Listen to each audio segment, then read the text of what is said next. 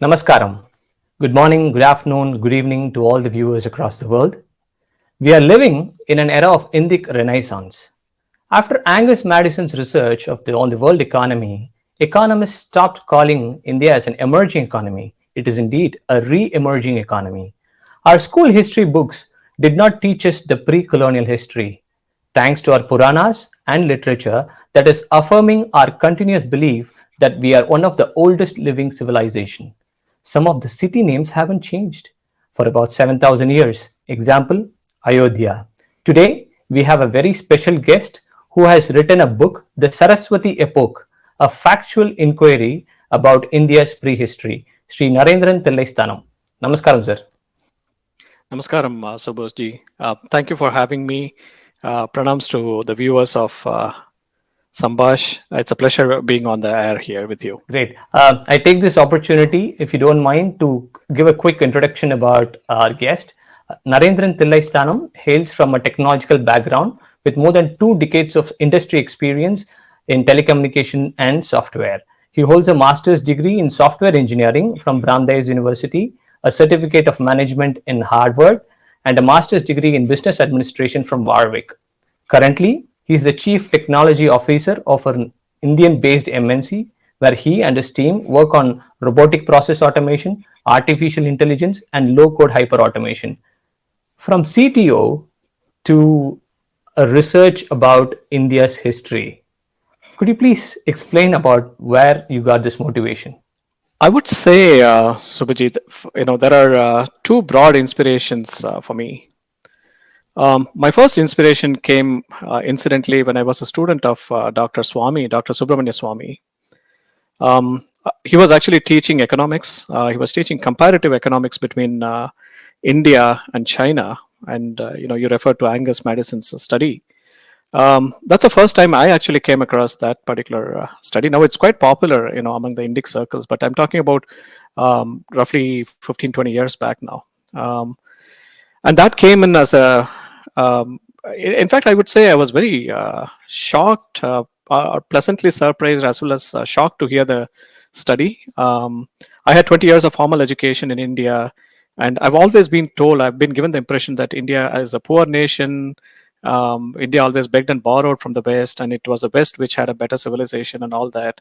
And yet, for 1700 continuous years, Indian economy was a dominant economy. In fact, 25% of the GDP came from India. So when Dr. Swami actually narrated this, there was a lot of soul searching. In fact, I still remember I could not sleep the night. I started asking this question: why did I not know about this? While I was happy, I was also upset because this was a truth that the historians, I didn't even know that a term called Marxist history was prevalent. The fact that this was hidden in plain sight made me really upset about my own education, and so that was the first incident. My second inspiration. So I lived in the US at that time, and then came back to India. We relocated to India for good, and I've been fortunate to be associated with Dr. Ranganji, who actually pioneers a lot of ideas about how Sanatan Dharma. He explained us how the Hindu religion is actually Dharma-based religion, and the kind of views that he holds about our country and the religion expanded my mind in many different ways. And I would say these are the two broad inspirers behind the book. And last 10 years, I've been slowly getting involved into this, and that's where the research actually started. Yeah, great, fantastic. So before we move on, we have our co-host, Mr. Vishwanath. I would like to quickly welcome him, and also co-author, I would say, or who has written an epilogue for this book, Sahana Narendran. Welcome to our show. Hello. Namaste, everyone. Okay, Shri Naren, so what are your references in the book? Can you walk us through the references? Because you have written it's a factual inquiry into Sure. India's prehistory. So what are your data points? Sure, absolutely. Yeah. And before I answer the question about data points and the references, I want to highlight the importance of having reference in oftentimes it's a history book we brush aside. It doesn't come with citations. It doesn't have a scientific appeal, right? I mean, we are used to history books being somebody's opinion, right? And I see a big problem with that. I see a big problem with the way our school education is, where all our NCERT textbooks and our state board syllabus carries no references. So the problem behind this is we do not know where the narrative starts. For example, when we talk about Aryan Invasion Theory, there are absolutely no references. So our children are led to believe that this is something that came up, several millennia ago. Whereas the fact of the matter is that Aryan invasion theory is a theory that was concocted 200 years back. So nobody can provide any reference whatsoever going back in time and say that before 200 years there was something called Aryan invasion, right? So the lack of references is pretty disturbing for me from a formal education standpoint. So we need primary evidences, we need secondary evidences to support, so what I've done is I've tried my best to take references from several interdisciplinary fields, starting from anthropology to literature, quite a bit of Vedic literature. Vedas themselves are a history textbook. I'm going to make an argument about that. And then we have archaeological evidence, we have hydrology evidence, we have genetics. There's a large part of the textbook actually covers genetics. So my aim behind this book is not to say, hey, I'm approaching this from genetic lens and here is a narrative that I want you to look at. Rather, my attempt here is to say, here are the multiple interdisciplinary fields, and go ahead and ask questions. What does literature say about our history? What does archaeology tell about our history?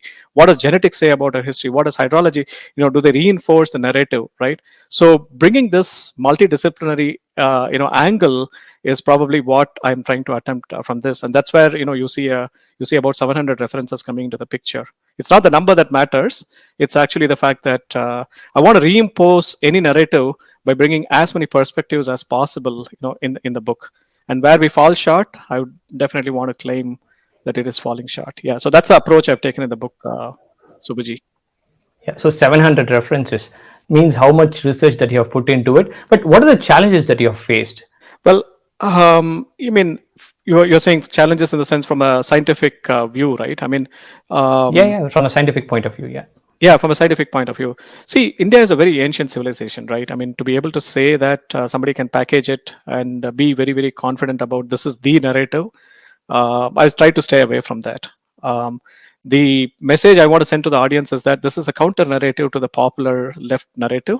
Here is an alternative view to how you can approach India's history. And here are the references for it.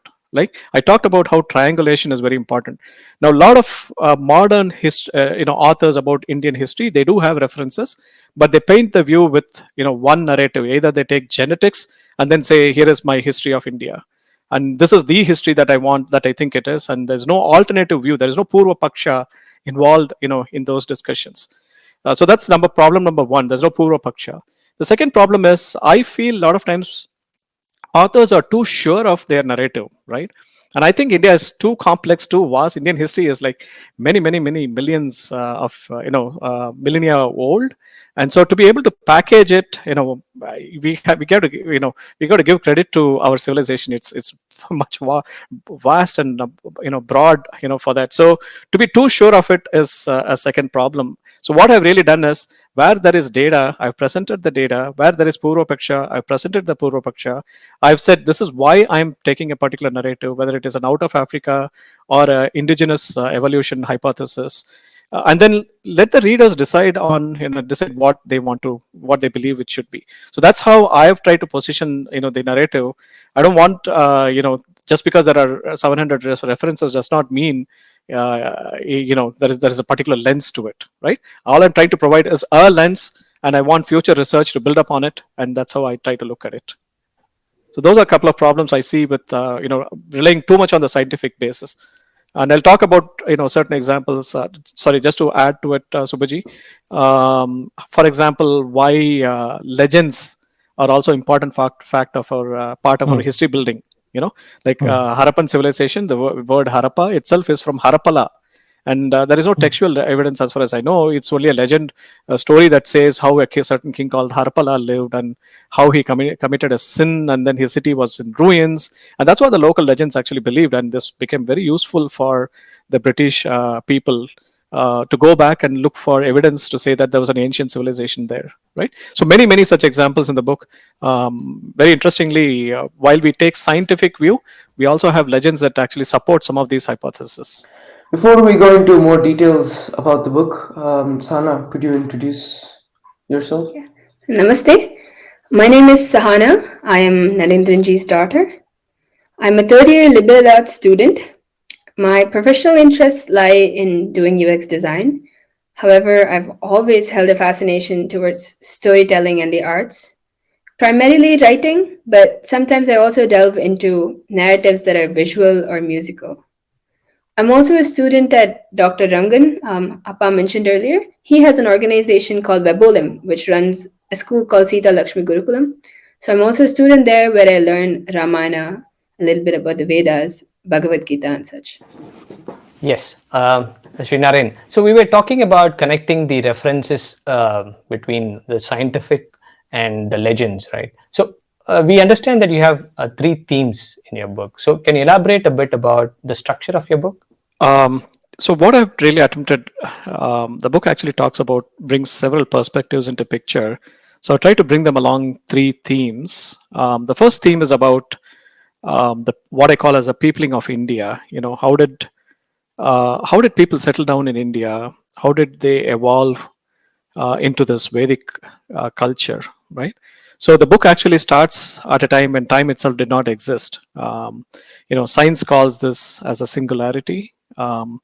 Hindu scriptures call it as avyakta prakriti or hiranya garbha. So this is where basically all the energy, matter, and even consciousness reposited itself into one cosmic egg, if you will, and that's an unmanifest form.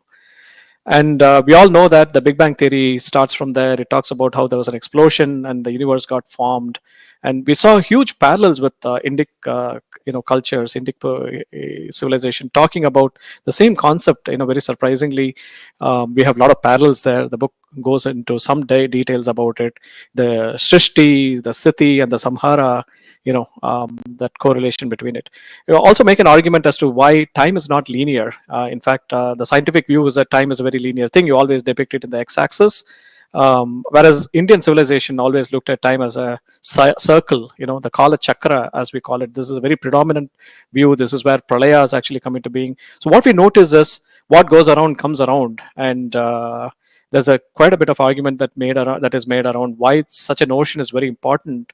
And it also has its genesis and karma theory. What you do comes back to you, right? And so it's very important for us to understand scientific lens in a certain way. And the book also talks about how India as a country was formed. India as a geography, we are just 3 million years old, even though the universe itself was formed like 13.7 billion years ago. So it's a very relatively young country, if you will. And the role played by Himalayas, the Aravallis, and where I stay in South Bangalore, there is something called Dharwar Cranton. Some of the oldest rocks are actually turned into granite these days. And in fact, chances are you would have it in your home. In fact, you'd be walking on one of the oldest rocks in the world. I mean, these rocks are about 3 billion years old. So we make an argument, we bring some data points around it, and then we talk about how people settled in India. And there are two broad narratives the book talks about. One narrative is the most popular last 40-50 years, gained huge momentum around this out of Africa narrative, which says a small band of people started out of East Africa and then they started occupying all over the globe, and they settled down in India. Very important, very widely accepted scientific view. The other narrative, which I think is equally important, equally interesting for us to understand, is the multi-regional hypothesis, as we call it.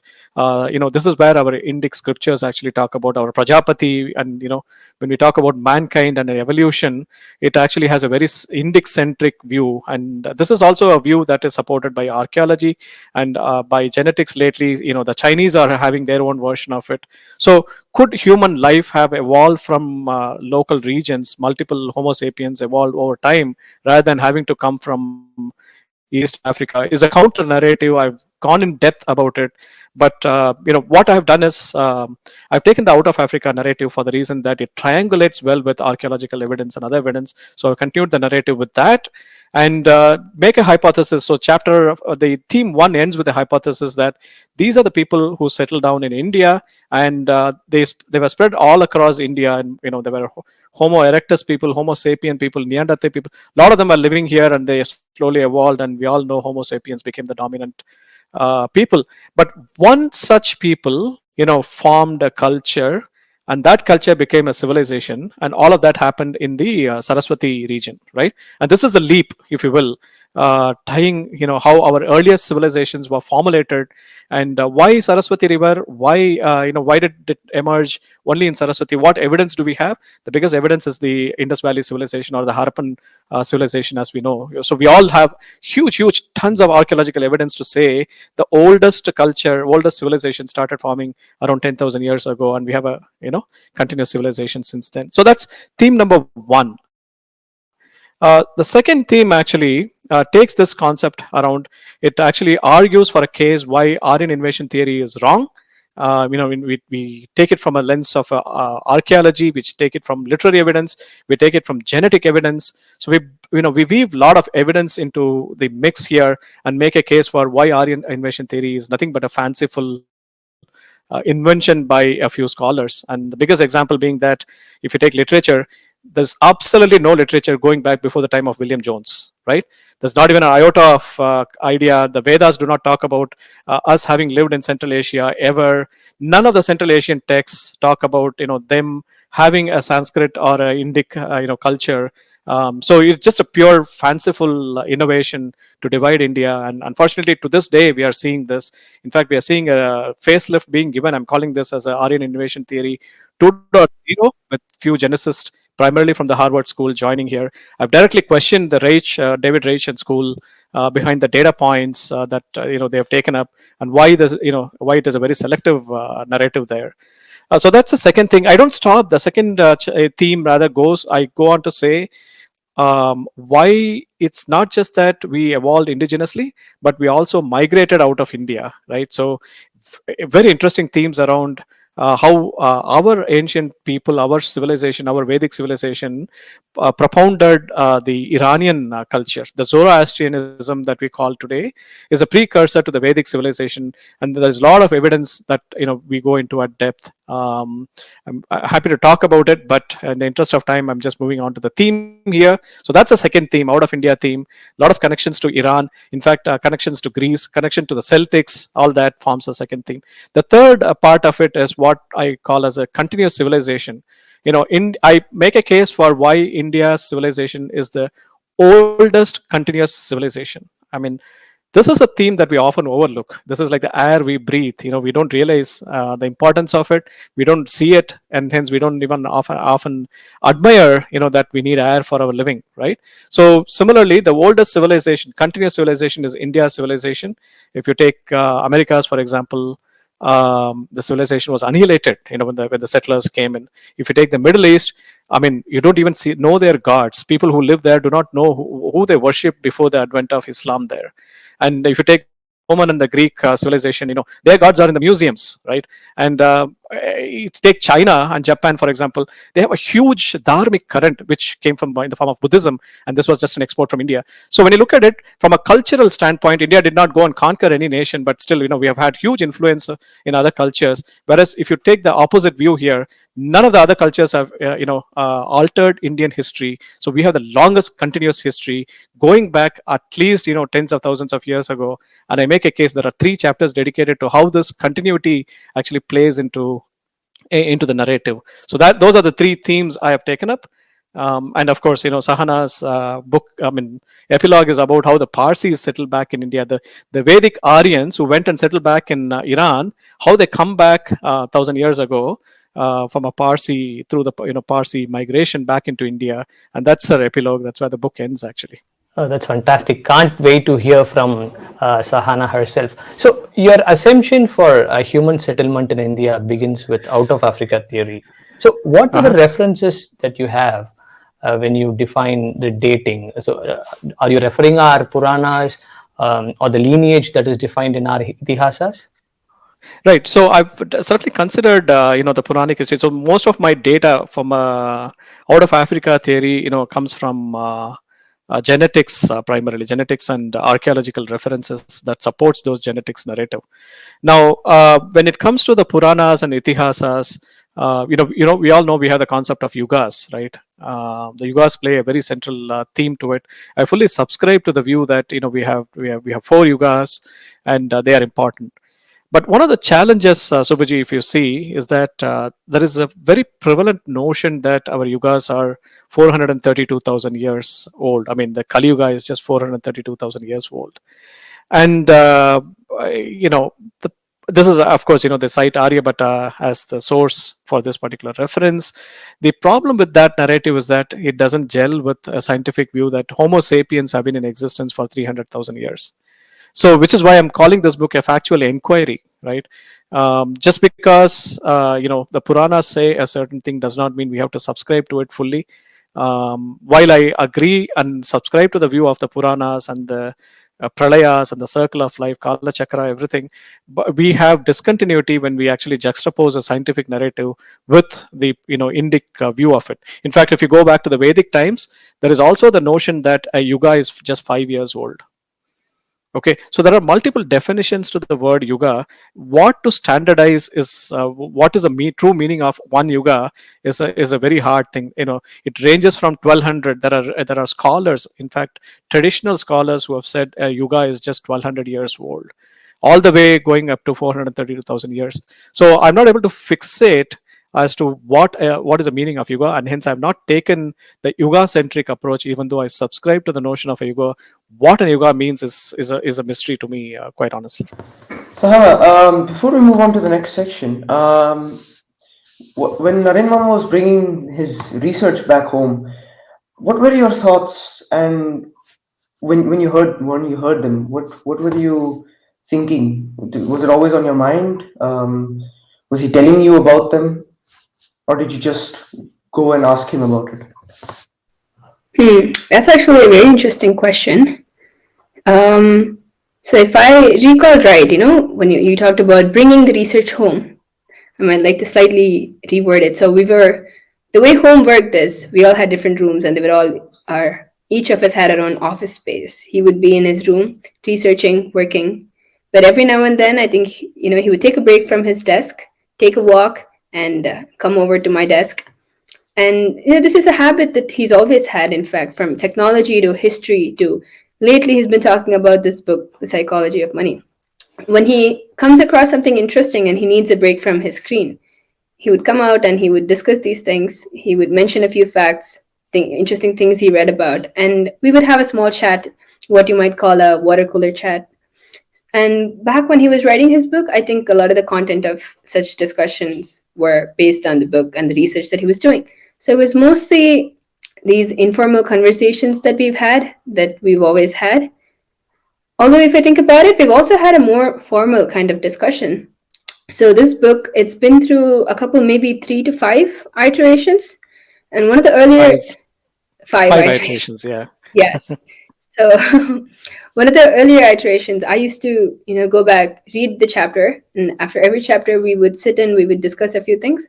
Although if I'm right, those were mostly about the style of writing than the content in itself and the research. As far as research goes, I don't identify I'm not big on history. So I think I was in a better position to learn from his research than to give opinions on it. I think giving an opinion it goes 2 ways. You need to maybe know a little something before you go ahead. How old were you when he was doing this, coming into your room and asking you to read his chapter? It must have been complicated for you to understand. So reading his chapter, I think maybe around when I was 16, 17. But if you mean him coming into the room to talk about things that are interesting, that's always been happening. But yes, reading the chapter, I was around 16, 17. Was it complicated? I'm not sure it was complicated, but definitely the later versions are simpler. That much I would say. And also one last question: who would you recommend it to, and what is like your favorite part in the book? Right. So actually, I'm not sure there is a favorite part as such. I find the chapter on continuous civilizations very interesting, especially because growing up in this era, you were in a the modern world and everything is about doing things your own way. Do you want to continue, or do you want to start something new? This is a question I think a lot of us teenagers, young adults, are often faced with. And so, when you're making a case for continuity, these are questions I've always had. What relevance does continuity have in today's world? In fact, starting from there, I've had discussions on these topics with some of my own friends. I put up in Bangalore, and I have friends who go to school, college here. And when I talk about continuous civilization, say civilizations, does that mean you keep with the past, or what place does the past have in the present? How can we mix what is modern with what was old? What gets left out? What gets carried forward? So I'm not sure about favorite, but this has certainly been one of the most inspiring parts of the book to me. Very personal. And I'm sorry, I think there was another question. Who would I Yes. recommend to? Yeah. Yeah, so the same crowd that I was talking about, I think a lot of my friends, we all grew up in India, and Bangalore, especially, I notice has a somewhat leftist, mindset. And I find that not a lot of people really know much about Indian history outside of what we have seen in the textbooks or even social media, funnily. So we run into these. Sometimes I say something like, he just talked about how the Aryan Invasion Theory is not true, and a lot of people contradict.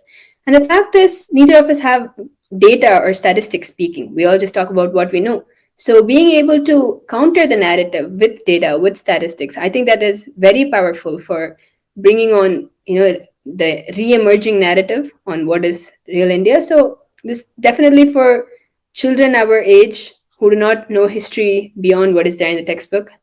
There are other populations that I could think of, but since a lot of my friends fall into this category, this would be my recommendation.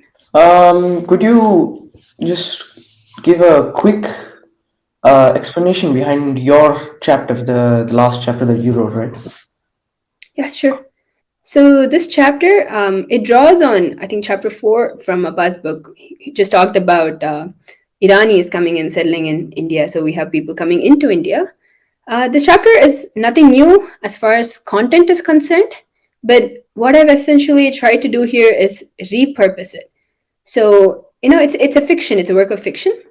We have a setting. It's set in the bustling, in a bustling town in Gujarat, and you have it starts on a very colorful note. You have all these, people with different colors. You have hawkers peddling, the sounds, the smell of different foods, and it already, I think, it's very representative of how diverse India is. And amidst that diversity, you have a fire temple, the Parsi fire temple. And it's a grand scene, and something is going to be happening the next day. That's the plot. And there is a small crowd gathered to witness that something. Now, what is that something?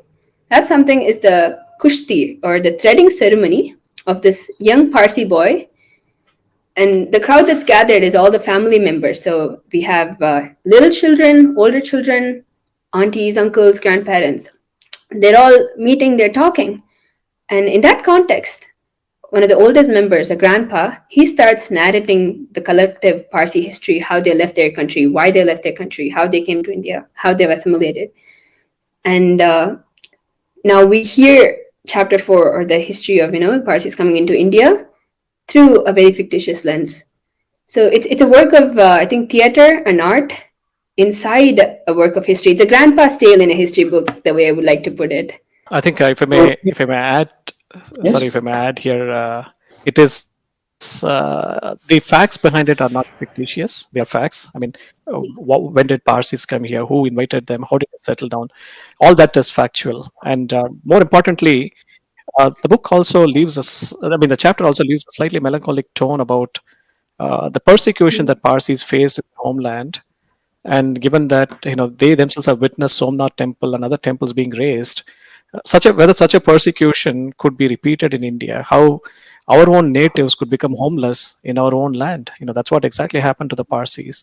And so there's a connection made between the story that Parsis lived to tell the tale, and they are now telling the tale back in India. Could the Vedic Aryans, could people, could Indians today face a similar narrative? Is a question that Sahana has posed in her chapter. I thought that's an important part of the chapter also, it raises the question that we have to be alert to what is happening around us, and that's also an important theme of the chapter. And it ends with the chapter saying dharma will protect those who protect dharma. So there's an optimism that dharmo rakshati rakshitaha.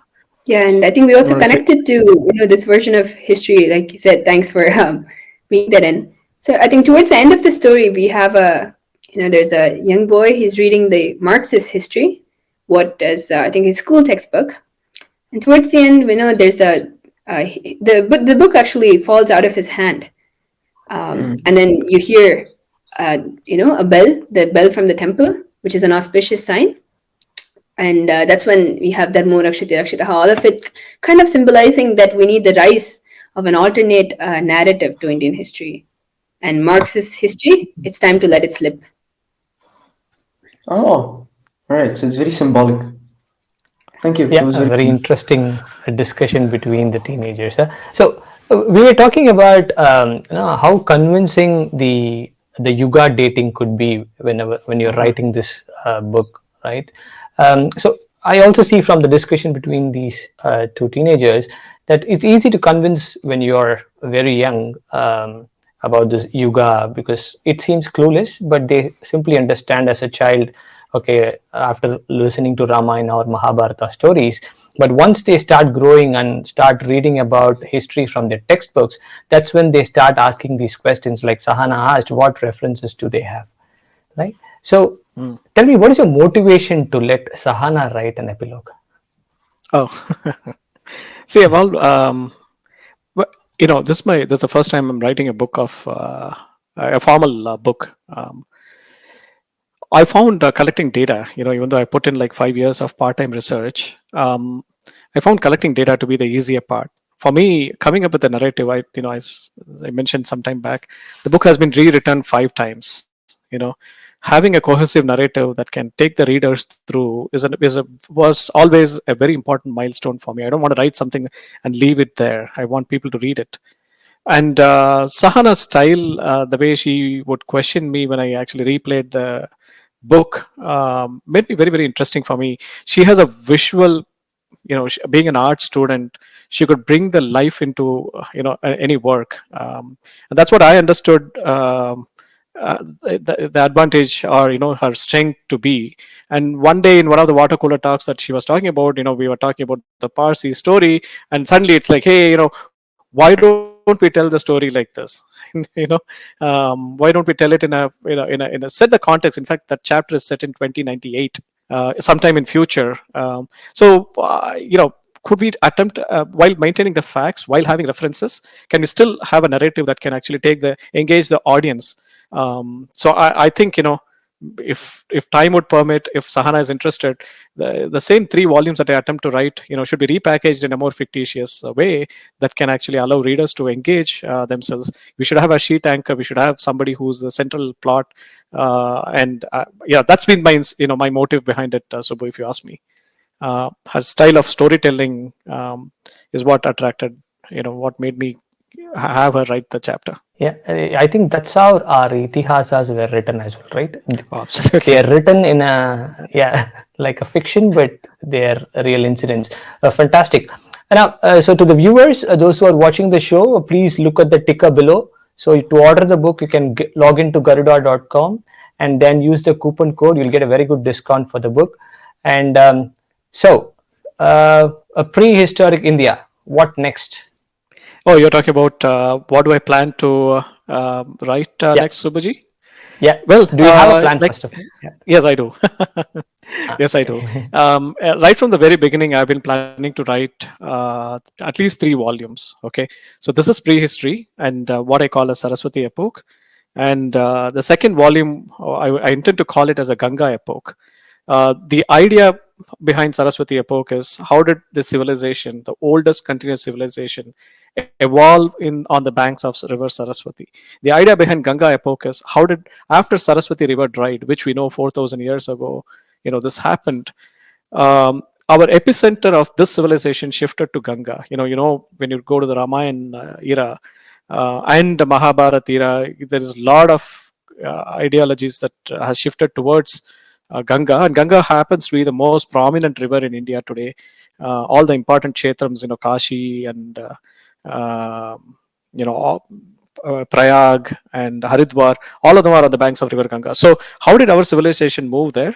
And very interestingly, I have set some prelude in this book, which I call them as a primordial dynasties. The Surya Vamsha, Chandra Vamsha, and Yadu Vamsha. They all come from Manu, and these three dynasties later, the Rajputs associate themselves into one of these three dynasties. The Cholas associate themselves into these dynasties.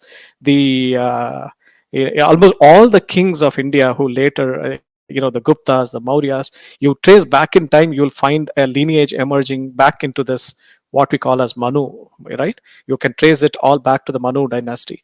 And it's probably for this reason, the word Manushya is, man, and what we call as man, all comes from the same root, which is Manu, right?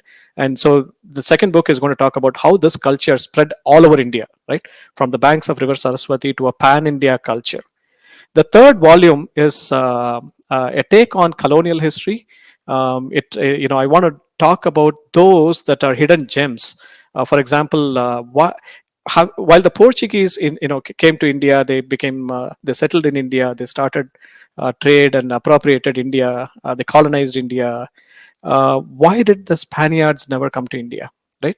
The Dutch came to India, the British came to India, so many others attempted. The French came to India, and yet never in the Indian history has the Spaniards. And the Spaniards were the most powerful nation around 15th century. They went and conquered all of the West.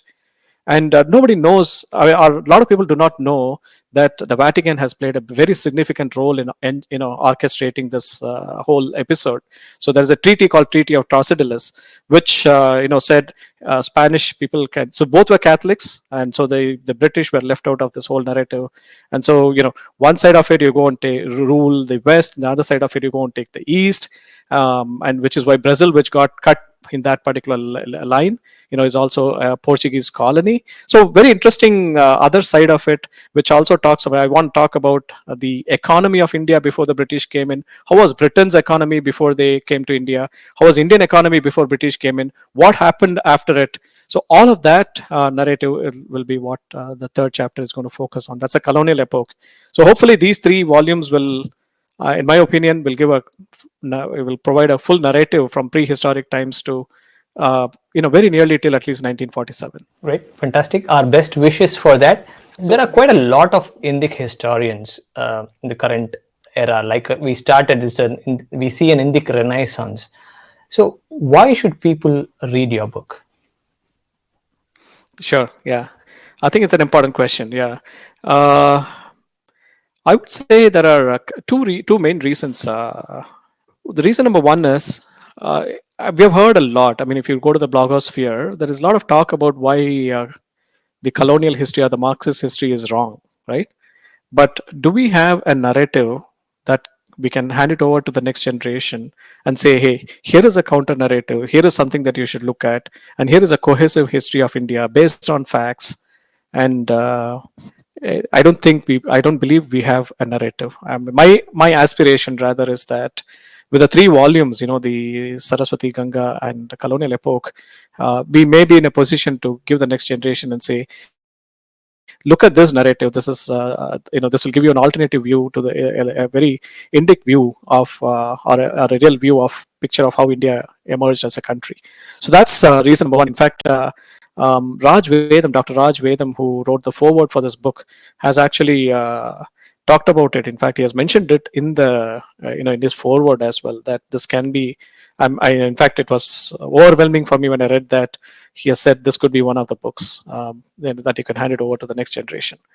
The second reason is that, like I said, the approach I have taken is I've brought in multiple, I try to bring multiple scientific perspectives, but I call this as an inquiry. I don't want to say that this is the book. This is a book. So to me, this is a starting point for a counter narrative. I want the next generation younger generations like Vishwanath and Sahanas and some of the readers, listeners of this particular book to be inspired and take this and do further research. There are gaps in this particular book. For example, when we talk about how people from Africa settled down and became Saraswati, how Saraswati civilization became the epicenter. How did this transformation happen? Did it happen gradually? Did it happen overnight? Obviously, any that's why I'm calling it an inquiry, right? This is not the done deal. This is rather a beginning point of scientific inquiry.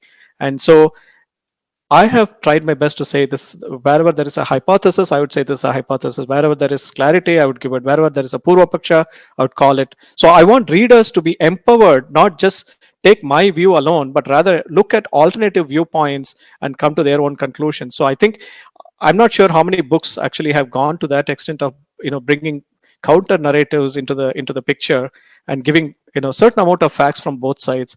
At least I've tried. I hope I've tried that in this book. For these two reasons, I would say this book may be different from what you see in the market. Great, fantastic, Shri Narenji. So this book has 700 plus references. It includes genetical reference, it includes archaeological reference and Vedic reference, if I may say so. So it is indeed going to be an interesting read. We have not read it yet. We are looking forward to read it and have a post-read show with you again. Thank you so much for being part of the show, Shri Narendran and Sahana Narendran. It is indeed a great opportunity for us to have a discussion about your book. Thank you so much. Thank you, Subhajit. Thank you, Vishwanath. Pleasure being on the stage with all of you. And thank you for all the readers and viewers of this particular episode.